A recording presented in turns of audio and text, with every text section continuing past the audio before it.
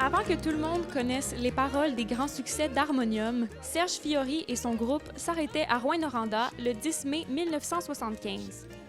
À l'époque, on avait décidé, on n'était pas certain encore, on avait le choix entre Beau Dommage et Harmonium.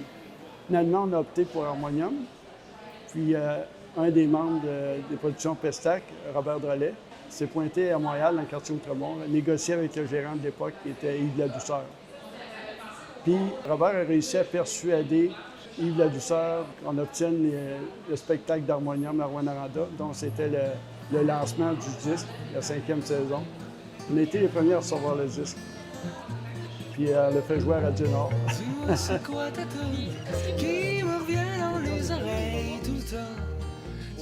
Harmonium a marqué une époque. Il laisse un grand héritage quand même dans la culture québécoise. Au niveau musical, c'est vraiment là. Quand on pense que l'album de la 5e saison est répertorié dans le Rolling Stone Magazine, dans les 50 meilleurs albums, je pense que c'est déjà, ça dénote un peu d'importance. Ce soir-là, près de 4000 personnes se sont rassemblées au Forum de Rouyn, aujourd'hui devenu l'Aréna Jacques-Lapérière.